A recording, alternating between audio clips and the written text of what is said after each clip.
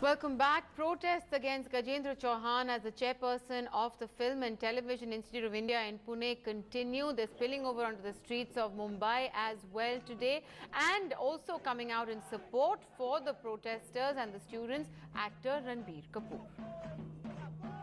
FTII Pune has been a premier institute in this country. I think it's given birth to so many filmmakers, so many cinematographers, editors, award-winning personalities.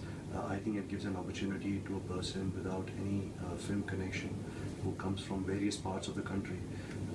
I think people look at a graduate from FTII with so much of respect, and I think you're always proud that your own country has an institute like FTII, and hearing about all the things that are happening now, with the appointing of the new chairman, which has gone against the students' wishes. I think it's only fair that the students, that they deserve a fair hearing of what they want. I think all they require is an aspirational figure to look up to, somebody with a large body of work, not a large body of work, but with a body of work which they can aspire or they can be inspired from. I think the institutional autonomy is also very important. There's certain guidelines that students have to follow in an institute, but when you come from an institute of art, I think there needs to be a freedom of speech. There needs to be a dialogue, between the governing council and the students, where everything's in harmony. I don't think what the students are asking for is illogical. I don't think what they're asking for is the moon. All they're asking for is, just give them a fair chance, a fair opportunity, the correct faculty, the correct syllabus, and I really do pray that an institute that that we all are so proud of, that we all have seen such great personalities emerge from. I think that shouldn't be a disappointment for students and for future students to come into. Right. Well, the protests against Gajendra Chauhan's appointment have entered their 26th day now. Students are insisting that he step down on his own as chairman of the governing council. Protests, as we said, have intensified, with students claiming that he's heading a selection panel that is set to appoint the institute's director in the coming weeks. Gajendra Chauhan is an actor, but more importantly, he's a card-carrying member of the BJP. Students say that this is a political appointment.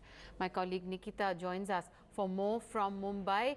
With that, Nikita, those protests not dying down, as we're saying, 26th day and counting. Yes, Maya, certainly. It's been almost a month now and the strike is still on. Students haven't attended any classes, and what's really sad is, what's really disappointing for them is that they haven't heard anything from the government after that meeting that took place in Delhi on the 3rd of July, where they met Arun Jaitley. But even that meeting, they say, was not satisfactory at all, because the core issue, which is the appointment of Gajendra Chauhan, other members on the society that they have been questioning, they've been demanding that the entire FTII society be reconstituted in a transparent manner. None of these issues were really addressed. They were given a verbal assurance that the chairman and these people would not really interfere in the day-to-day activities, in the academic discourse of the institute. But now, with Gajendra Chauhan really deciding who your institute's director is going to be, heading that panel, that doesn't seem to be happening. That is an interference in the academic discourse. See, clearly I don't know how it stands. As per the rules, the chairman does head the selection committee.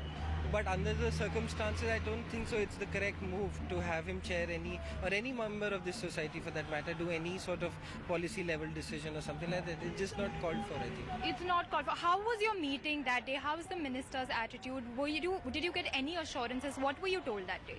No, we were given a lot of assurance. It was very positive, much more positive than any government previously. They've clearly come on record and said they do not intend to privatize the institute. They want to spend more money, make it a centralized university and all that.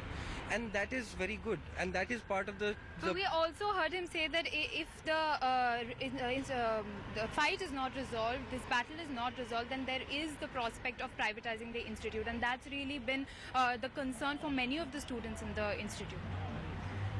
Well, this threat of privatizing the institute is something that is not new. It's not been made for the first time, and this is not the first government to make it.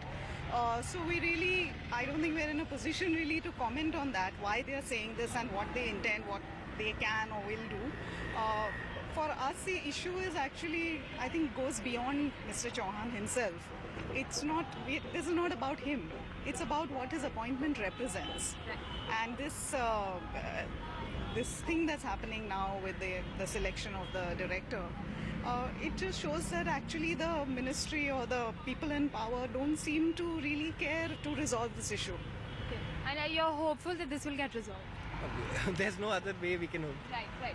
So obviously the hope doesn't die, and even after 26 days they are hoping that this issue does get resolved soon, but that will only happen if they say the government takes a step forward, they take a step forward, but at the moment it doesn't seem like a solution is in sight.